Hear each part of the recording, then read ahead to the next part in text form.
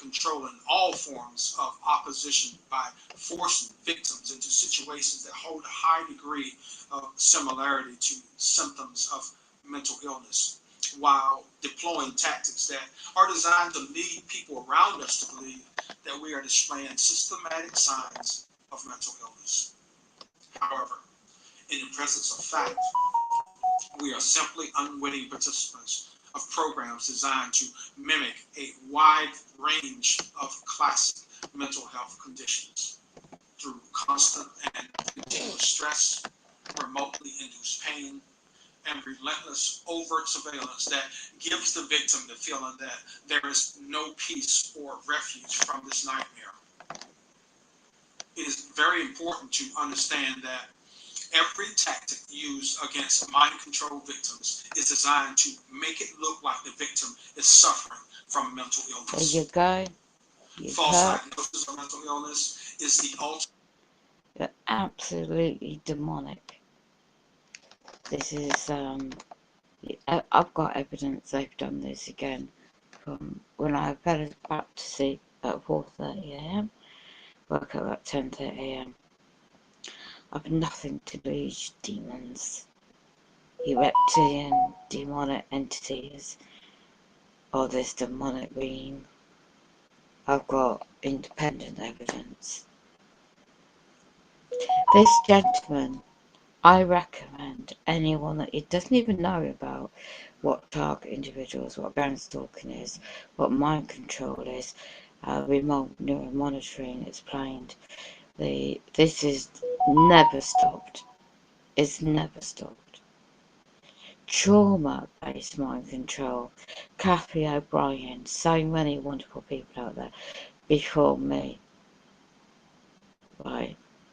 You think you can break an entry, and you'll break an entry. No wonder my flat door's not repaired.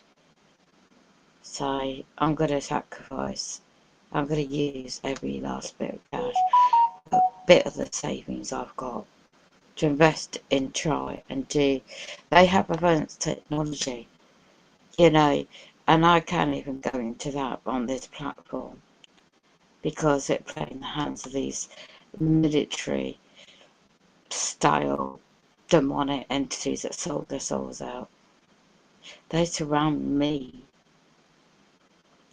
by these really demonic people, and you can't even make this up. Housing this corporation, well known in England, housing subject as well, are all involved. You can't even make this up.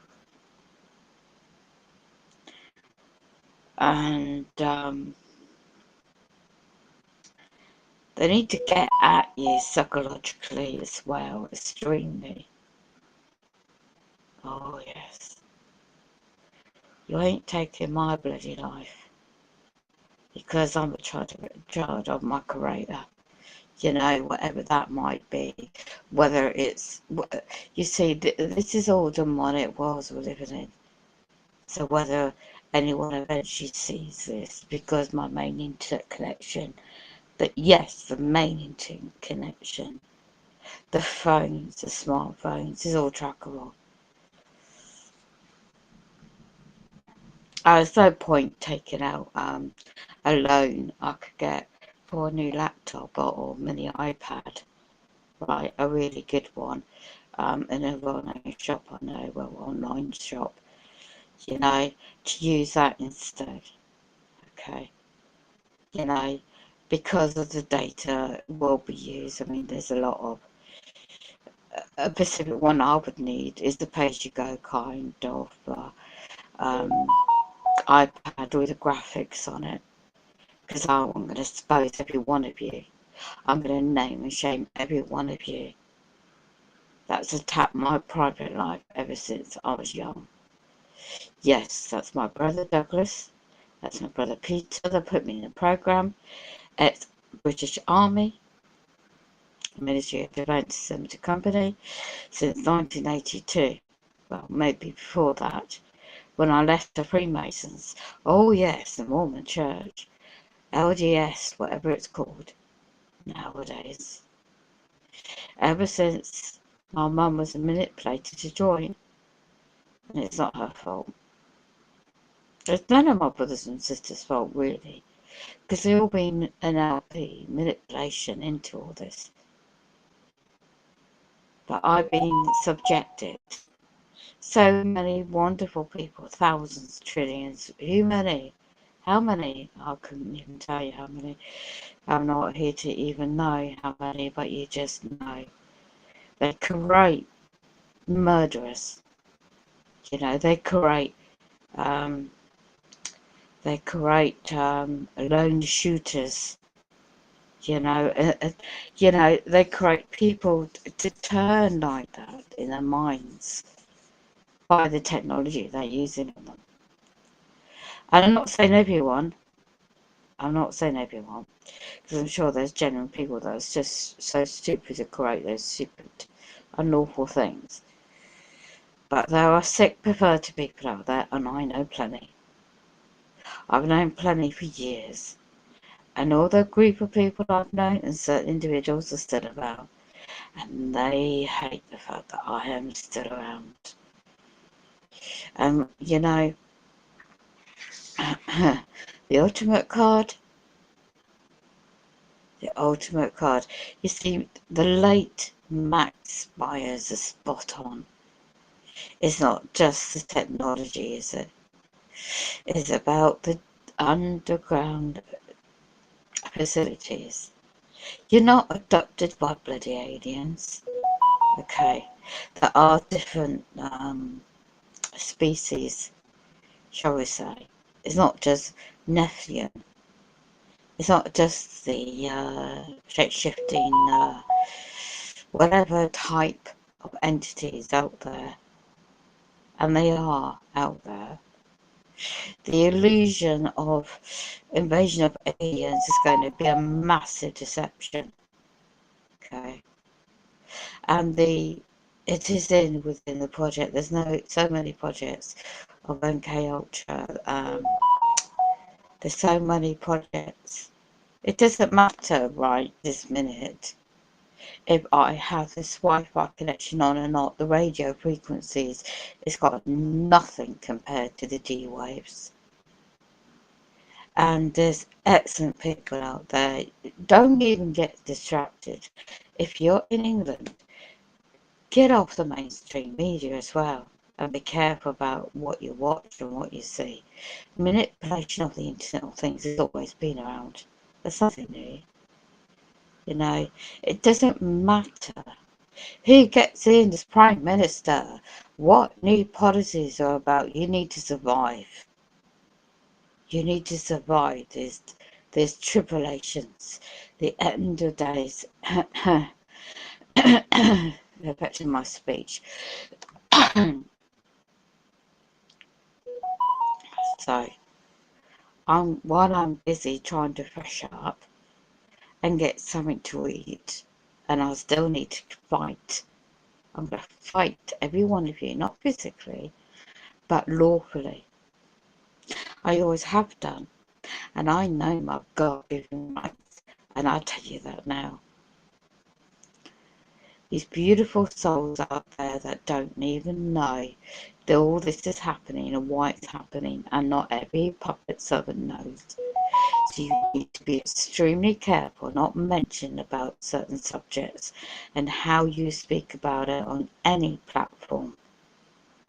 You've got to be extremely careful what you share on any platform.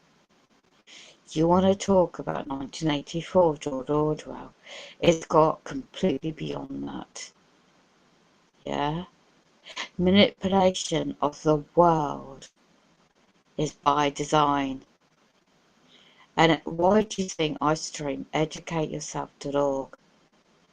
That's not my site. It's a site that you can investigate for yourself. The evidence is out there. This is a Luciferian, demonic world. I might go in the casino, right? Use my card to get some cash out of the machine. Doesn't mean to say I'm spending that amount. I save it as cash. But the cash will be worthless soon. And this is what you need to invest in. Well, I've got a task on my hands to go through my bug out bag and on my life-saving things I have. But the spirituality is more important, the consciousness, your inner soul, your essence about your spirit within the body, because the mind is the new battlefield. I can't tell you how much the body, the physical body and the mind is what they're after. For total ultimate control of one hive mind, one control, one consciousness, one. Okay. It's all about this, the 5G, the 6G, and the quantum physics. I need to study. I'm not mathematical, but I need to study because we're at war. We're not at war of the common sense subject as defined as a military war kind of terminology. This is a massive spiritual war. Okay. And it's about reactions. You know, conquer and divide. I saw a post yesterday, right? Before it got hit into the mainstream UK news. It's all being manipulated, it's all being controlled now. This is a document.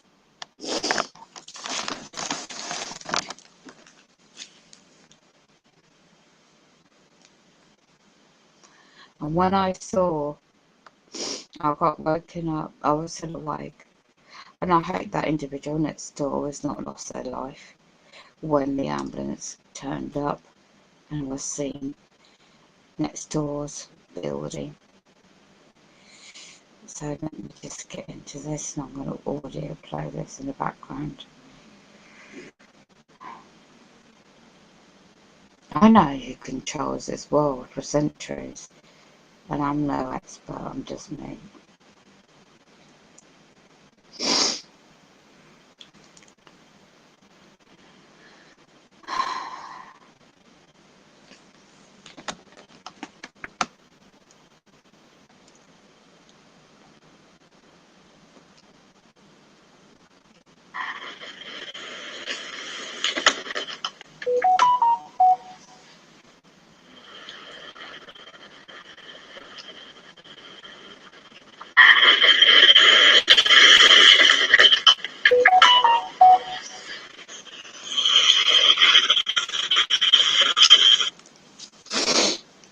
Oh dear, and they wake you up.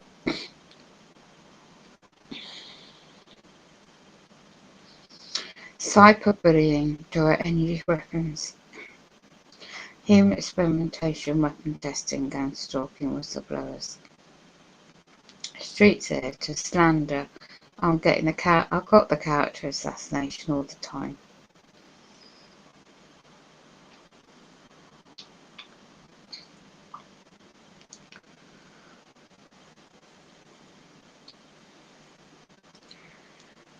Transhumanism, spyware, gas stalking, Havana syndrome. This is all about this.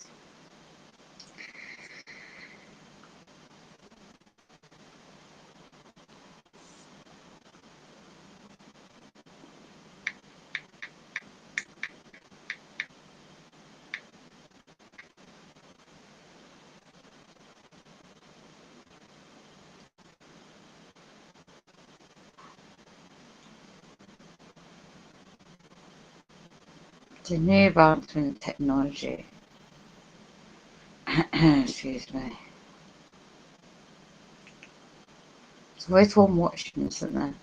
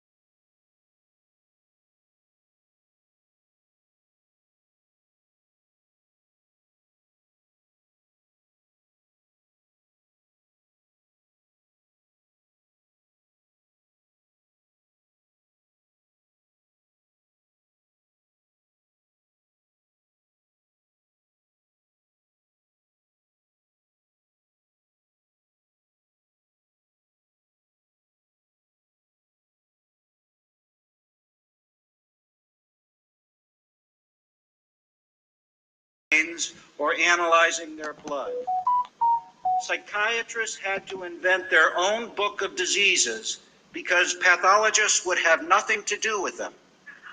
It's called the Diagnostic and Statistical Manual for Mental Disorders, the DSM, a great work of fiction. What's the difference? What's the difference between the DSM and a scientific book of disease? Every disorder in the DSM is invented.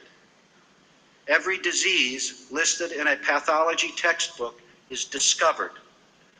Real disease is found in a cadaver at autopsy. Mental illness is not. Mental illness refers to something that a person does. Real disease refers to something that a person has. Consider this yet another way. It takes one person to have a real disease. It takes two people to have a mental illness. If you're alone on an island, you could develop a real disease like cancer or heart disease, but you cannot develop a mental illness such as hyperactivity or schizophrenia.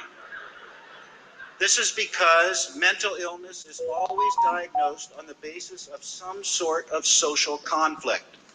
When people do something that others find objectionable, they can be diagnosed as mentally ill.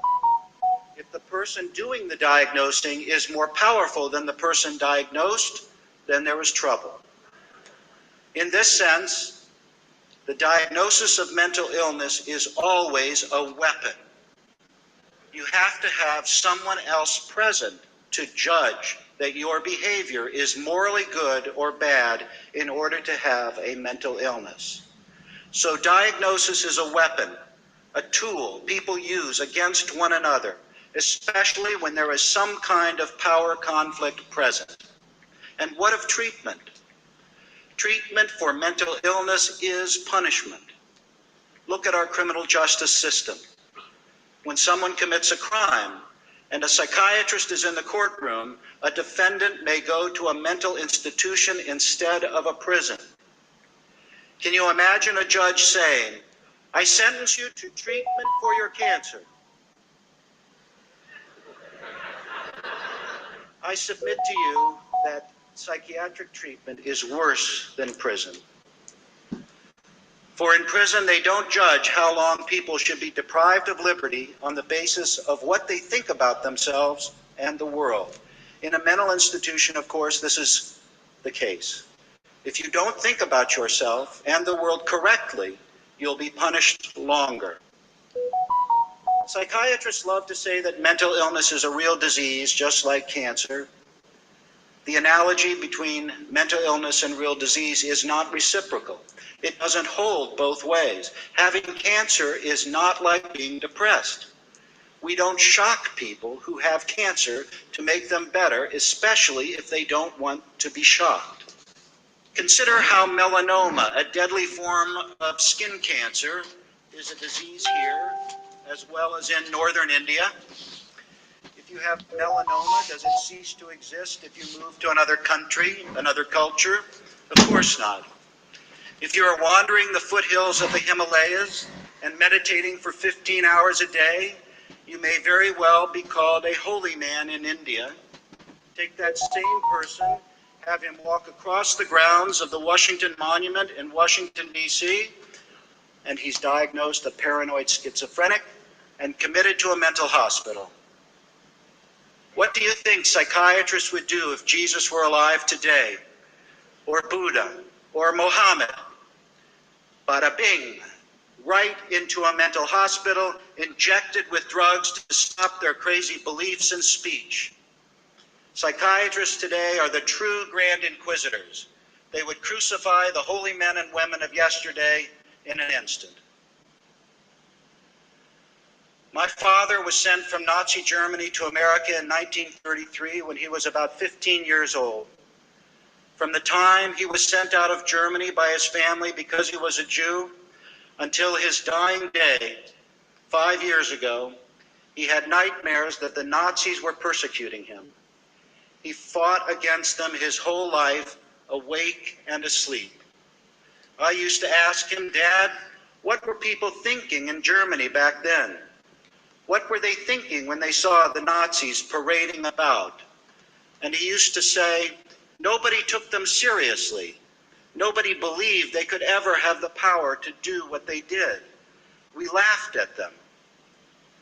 Now, while I encourage you to laugh in the face of those psychiatrists who argue that 2 + 2 doesn't equal 4, know too that we must also take them seriously, especially when it comes to the harm they have done to people in the name of helping them. For if we do not, history will repeat itself. We are building a resistance to the psychiatric Gestapo.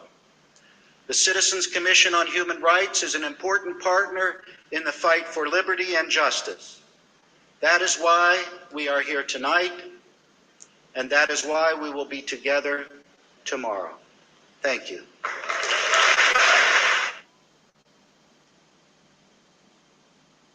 A new independent review has revealed extensive details on how members of the American Psychological Association, the world's largest association of psychologists, were complicit in torture and lied and cover up their close collaboration with officials at the Pentagon and CIA to weaken the association's ethical guidelines and allow psychologists to participate in the government's so-called enhanced interrogation programs after 9/11. The 542-page report was commissioned by the association's board of directors last year, based on an independent review by a former assistant U.S. attorney, David Hoffman. It undermines the APA's repeated denials that some of its more than 130,000 members were complicit in torture. The report's findings were first revealed Friday in the New York Times and conclude the association's, quote, principal motive in doing so was to align APA and curry favor with DOD. That's the Department of Defense. Well, as you know, Amy, and those who've watched the show for years, since at least 2005, there's been a major debate in the association and the profession about the role of psychologists in national security interrogations and torture. The association has denied it, as you said. So the report says that the association was wrong. The so-called dissidents, the critics, were right. So the main findings are that there was a years-long conspiracy to collude between the leadership of the association and representatives of the Bush administration intelligence agencies, the Defense Department and CIA. Second, that there was a major duplicitous PR campaign to falsely present the APA as being concerned about human rights and detainee welfare, when, as Mr. Hoffman shows in the report, their actions were not motivated by that at all. Thirdly, they, while claiming that they would investigate all claims of abuse, in fact, they dismissed without any reasonable investigation claims of abuse that were filed with their ethics office. So how do they control so many people? That is the question that I posed in the original video, and where we will pick up that video in this presentation. With potentially thousands of test victims at any given time in their system, how is it possible to control all of them? They do this through intense psychological warfare, nonstop harassment, isolation, and other elaborate systems that deny the victim's ability to make a formal complaint. Let's look at the entire psychological warfare program, along with each of the processes and stages. The following are the typical stages of this insidious program. The typical pattern of attacks, from the victim's inception into the mind control program to the end of the program, which far too often finalizes for the individual with the victim's death.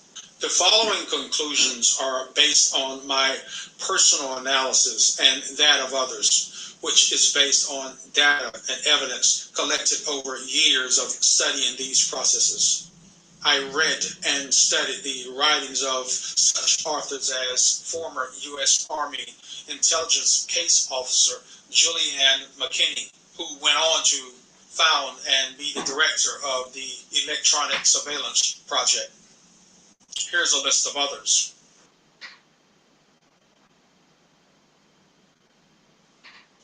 The initial phase is designed to gather information on the victim, to get to know every aspect of the victim's life.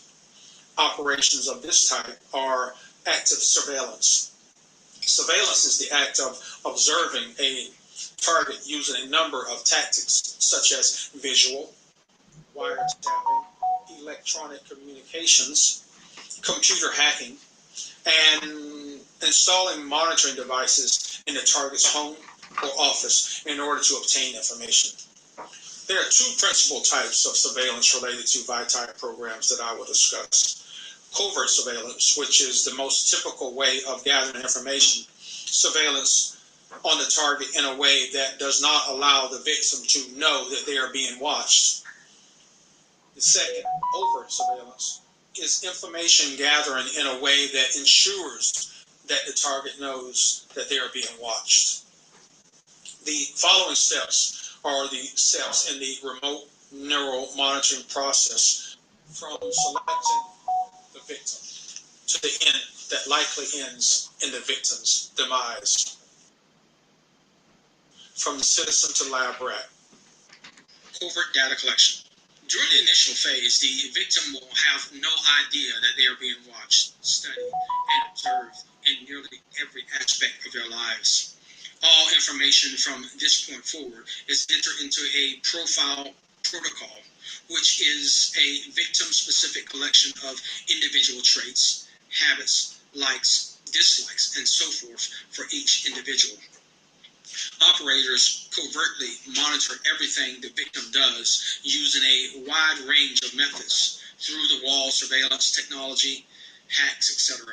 Built-in software architecture allows government agents and authorized contractors to use inherent system design to gather and collect any file open on Windows devices. By creating system processes such as elevated profiles, operators own the Windows PC, able to monitor and collect any document in real time. These are internet addresses of files created on my computers, obviously accessible by these links. Windows indexing using elevated privileges can make any file disappear from the computer owner's view instantly, yet leave the file in the original folder undetectable by the victim, providing perfect deniability later if the process is discovered. They study the victim's weaknesses. The perpetrators are looking for specific weaknesses that they may be able to exploit. If there is a secret fetish, any habit, especially ones that would be viewed as controversial or embarrassing to the victim, they will find it. Is the victim predisposed to bribery or other forms of nefarious persuasion? Strengths. Is the victim a leader or a follower? Does the victim have a natural ability to influence people? How does the VITI respond to authority? It appears that strong-willed test subjects are treated to particularly harsh tactics, often ending in violent termination because presumably they are not likely to be broken easily, if ever. Likes and dislikes. Every like and dislike will be charted and entered into the victim's profile protocol. Assigning a primary antagonist, the attack agent. During this phase, the PAT-C nemesis is presented. Neighbor, co-worker, ex-spouse, ex-partner, former friend, employer, or even a civilian contractor will begin to do small things that get the victim's attention in a negative way. From these actions, the victim will be able to associate this person, group, or organization with many of the issues they have faced since the problems began. They will select an attack narrative against the victim, although in the beginning there may be many as they ascertain which narrative is most effective. One or more of these false narratives will be selected for potential use to discredit the victim from a wide cross-section of society, from family to friends, colleagues, and longtime acquaintances. Each will be custom tailored to have the maximum level of negativity to each group or individual. Infiltrate the victim's social network. By now, the victim will have acquired new friends who seem to have a lot in common with them. Some relationships may be intimate, all designed to gain the victim's trust that may later be exploited. Previously indoctrinated local perpetrators will be used to begin to spread unflattering allegations about the victim. At this point, the victims are being secretly manipulated towards actions that support the perpetrator's goals. The foundation of the operation is to use long-term planning prior to the initiation of activities against the victim. It appears that in this phase, the perpetrators decide how to move forward, up to and including just how they plan to eliminate the vitae if they become unmanageable. If the victim has a perceived weakness, operators will begin to test each weakness individually by placing the victim in situations where a carefully planned event can be staged to gauge the victim's reaction. The perfect combination seems to be something that the victim would be particularly ashamed of being associated with if discovered by friends. Many women have complained that rumors of sexual promiscuity are common. Men are accused of sexual indiscretions. If a person is heterosexual and personally finds homosexual activity unacceptable for their own lives, they may try to associate the victim with homosexual activity. Accusations or rumors of pedophilia seem to be another favorite, likely because nearly everyone would find it easy to have strong opposition to anyone who would do that to a child, and rightfully so. The wide variety of methods used to wreck the victim's reputation seem to indicate that there is a well-oiled machine in place to disparage the individual, with rumors planned inside each of the victim's social groups. The perpetrators use whatever lie they perceive as most effective at creating ill will inside the unsuspecting public, who is being deceived as well, oftentimes including the victim's own relatives. In this phase, any case will be presented to the vitae in order to evaluate it for future use and perhaps entrapment as well. The goal in this phase is to determine how their human lab rat will be used within the program. I talked about some of the tactics, but I am sure that these items are just scratching the surface here. We are watching you. In this stage, the perpetrators introduce one or two of a range of trigger tactics to evaluate which of them is most effective. Trigger tactics are particular actions designed to grab the victim's undivided attention and are things that the victim will come to associate with actions against them. This is the conditioning phase, designed to ensure that the victim immediately associates these incidents as actions against, and that the actions are perceived in the way that they were programmed to appear to the victim. During phase 2, the victim's assigned nemesis will step up the level of aggression. The designated neighbor, co-worker, ex-spouse, ex-partner, former or even close friend will do something that the victim will find reprehensible. Data gathered in phase 1 will aid in selecting this act. Up until this point, the vitae has become more aware of the unusual activity, but not much more. The perpetrators are now seeking a more formalized response to the vitae, a police report, restraining order, something to document a disagreement between the victim and their agent. That is the hook, the proof positive in the victim's mind that this person or group is behind these actions. Strangers may talk aloud about private matters that only the vitae should know. These words are coming from people who speak their assigned lines within earshot of the victim. This heightens the victim's concern for their privacy and increased visible signs of paranoia. Traffic incidents begin. Aggressive behavior, tailgating, and sandwiching happen at random times, but often. At the same time, there are likely instances of home invasions. The invaders do not normally take anything of significant value. They may even just move some object to a different location. They systematically step up the severity of the harassment until the victim begins to become concerned for their personal safety. And during all of these intrusions, increased signs of paranoia become evident. Again, the goal is for the vitae to report one or more of these incidents, which by design will be impossible to validate.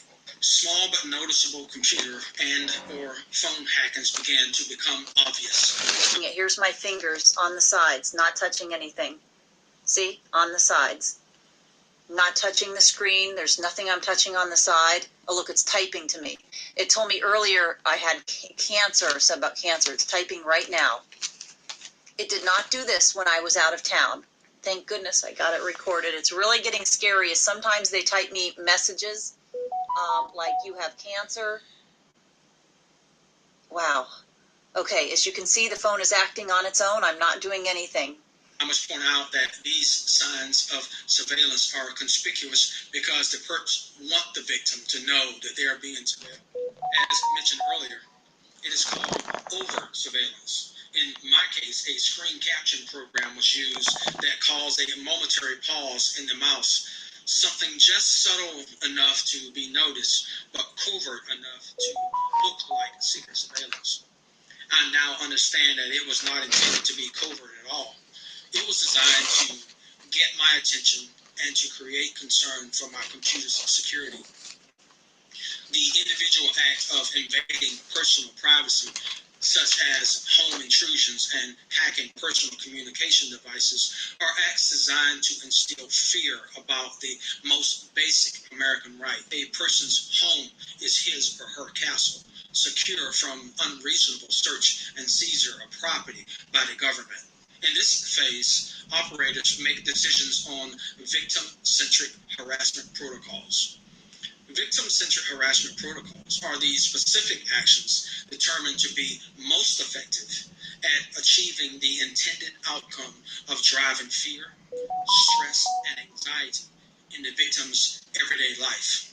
The tactics become a permanent record to be used in future psychological warfare operations against the vitae going forward. Once identified, those are the tactics that will be used permanently against the victim for months, years, or until the vitae life is ended. Phase 3, sensitization. Be afraid. Be very afraid. This phase cements the targeting activity identified in the harassment protocol as most effective against the victim. These are the tactics selected from phase 2 activity, which were considered to have the best influence on the victim's propensity to notice the activity. Actions may include using lots of cars of the same color, all red cars or white vans, for example. Vehicles with their high beam lights on and at call brighting may also be used. Noise campaigns. Cars driving through the neighborhood or neighbors honking their horns or squealing tires. There may be several people with backpacks. People wearing a particular color. People standing in a particular spot every day. Or people standing near the victim looking at nothing in stores or other places. Strangers pointing a phone in the vitae's direction for long periods, but not exactly at the victim. A helicopter may be hired to fly over the victim's home several times in one day. Police cars may be used to crowd the victim or to appear at every other corner or so in the victim's path of travel. Street theater, which are elaborate schemes acted out by multiple perps, which is designed to make the victim feel unsafe, even that their life is in danger.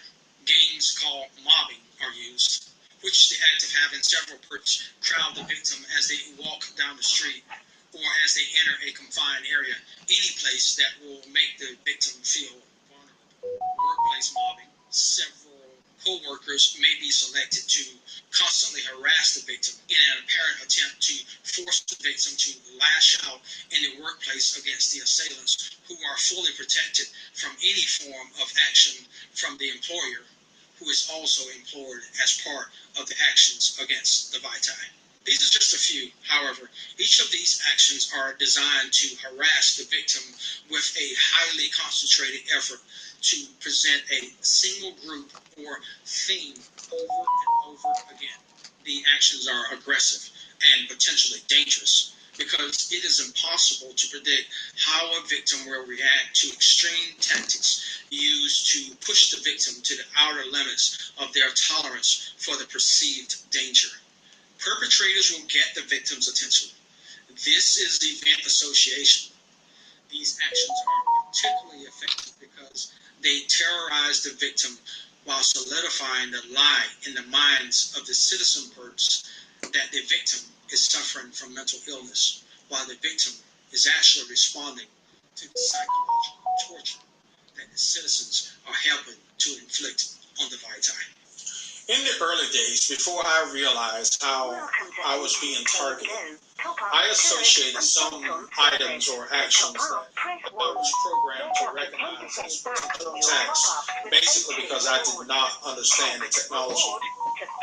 The operators would attack me with electronic pain stimulation shortly after they would arrange for one of their perps to sit next to me with a backpack. Naturally, this person sitting near me, doing nothing in some cases, would be suspicious once I was conditioned to recognize the gang stalking. More on that in a few moments. Once I experienced a painful shock of microwave or nerve stimulation through neuropathic attack, naturally I would associate the person, and more specifically the backpack, with the attack.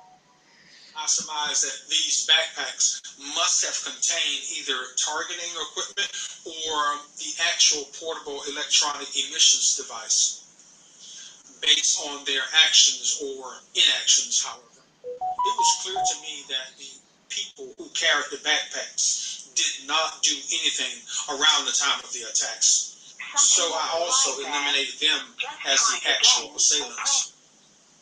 In actuality, I later learned that I had fallen into the sick game, a trap to try to force me to act out against people who were unwitting citizens, whom were told to do things that they likely had no idea were part of a cruel psychological mind game.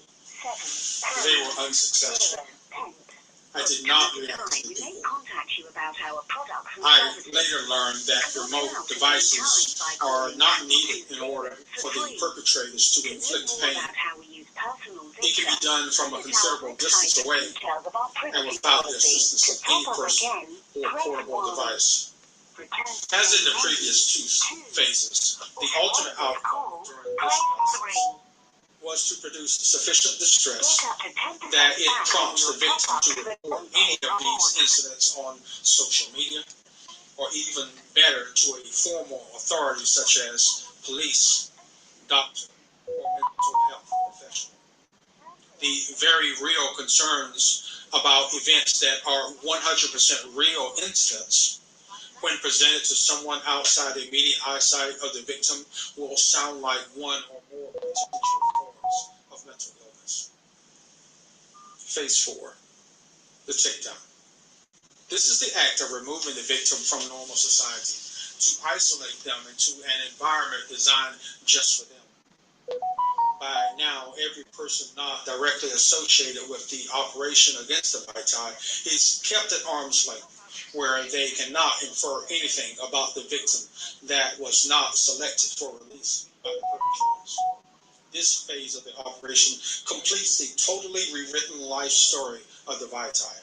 You see, whatever contributions the Vitae actually has made to their families or to society by this point do not matter. This is true in work and in our social lives as well. You see, evidence points to the fact that this operation is predicated on the premise that in society, it does not matter what you do.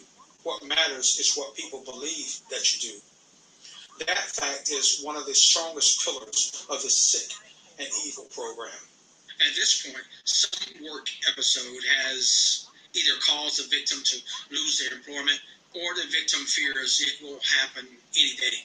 Following loss of income, the landlord or bank will likely be cruel and insensitive, deploying tactics designed to force the victim from their home, with the desired outcome of making the victim homeless, or as a minimum to make the victim nomadic or confined to a location under the perpetrator's complete control.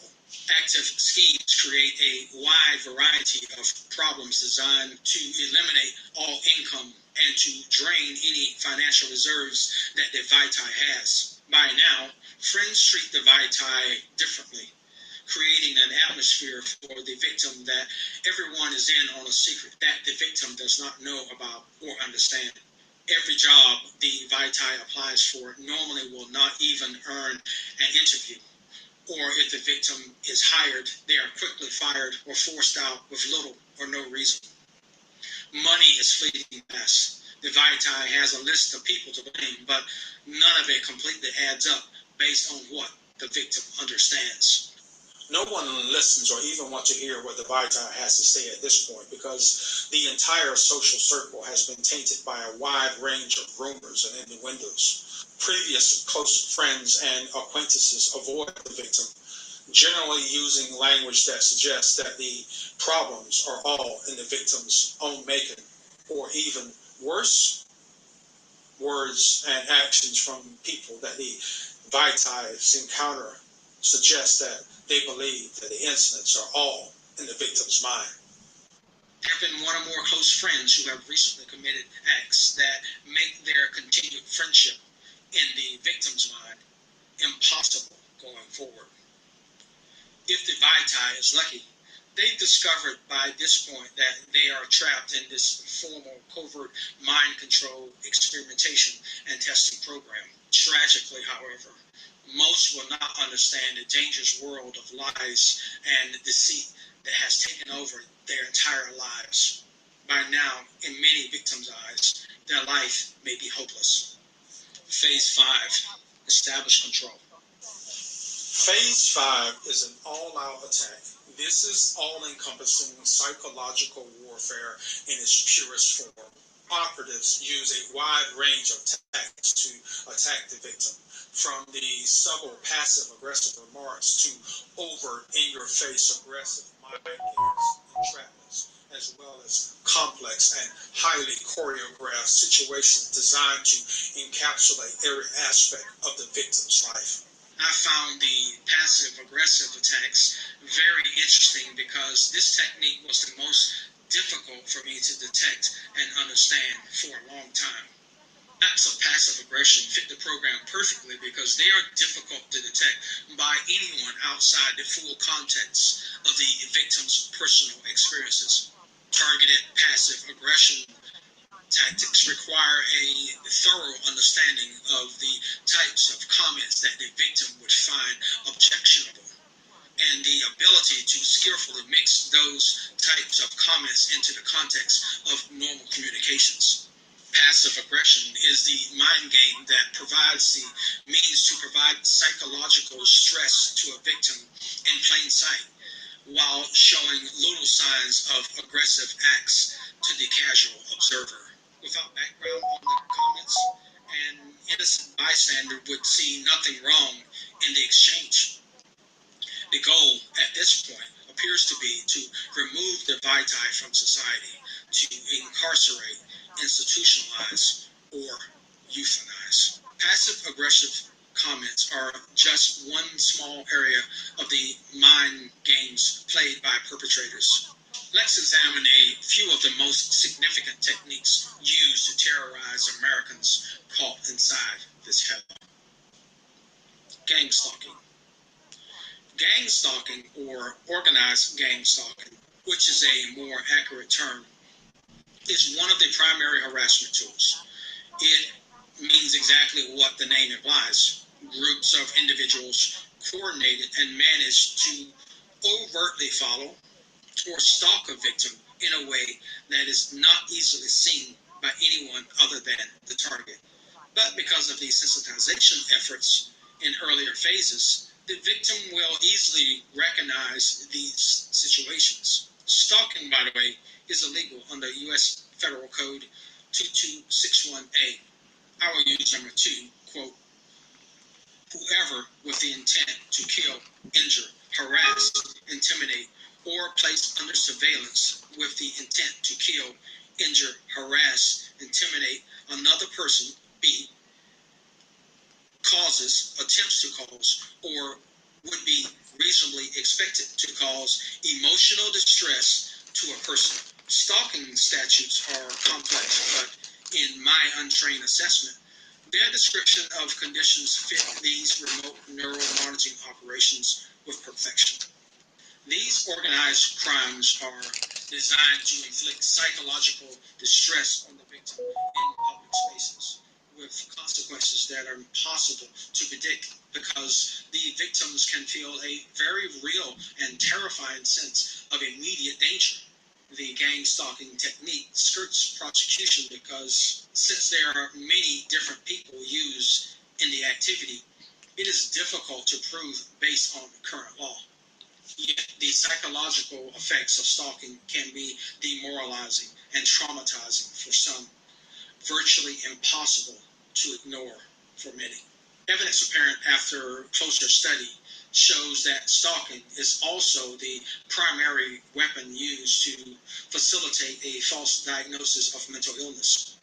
The complicity built into these crimes is alarming as well. This is in-your-face overt control of every aspect of the victim's life. Tactics designed to give the victim a sense of hopelessness, paranoia, and despair. The citizens may have no idea that they are participating in a terror campaign against other innocent citizens because they have been lied to about the reason for what they are doing to the victim. The citizens perhaps may falsely believe that they are helping the government to control a criminal or a host of other potential lies about the victim, when in fact they are participating in acts designed to terrorize other citizens. National security letters and mandates for secrecy prevent the citizens from speaking out at the risk of imprisonment or worse. Their complicity makes the citizen a criminal participant for life, a fact that can easily be used to manipulate the citizen into further actions against the victim and others, fearing they could also be held accountable for the crimes if they do not help to eliminate the victim that now is a threat to exposing them as well. The conundrum must be unimaginable.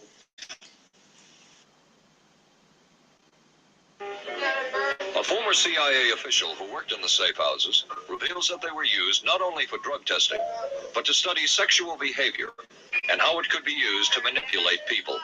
How do you take a woman who is willing to use her body to get money out of a guy to get him to talk about things which are much more important, like state secrets? We learned a lot about human nature in the bedroom. We started to pick up knowledge that could be used in operations. The honeypot. Perhaps the most effective weapon against vitis is the honeypot. Honeypot is a slang term that describes an intimate relationship for hire. The partner that is paid by the perpetrators to enter into a relationship with the vitae for the sole purpose of gaining their trust so that they can betray them later. I firmly believe that every victim of this insidious program has a honeypot in their life. Close, intimate relationships build a trust and bond that cannot be otherwise achieved. This misplaced trust provides the perfect opportunity for the program's operators to use it, and the inherent vulnerability that comes from trust to entrap, trick, exploit, or even eliminate the vitae. Using a honeypot, the perpetrators have access to anything. Interrupt that. Do something.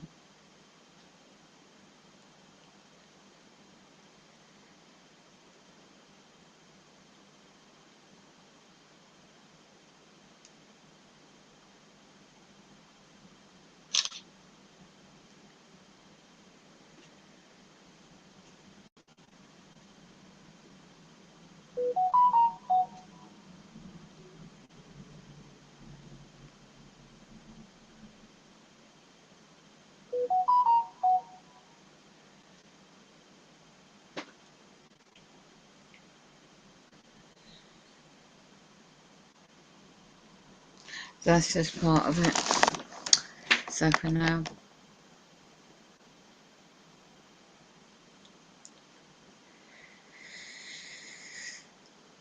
I shall sign out.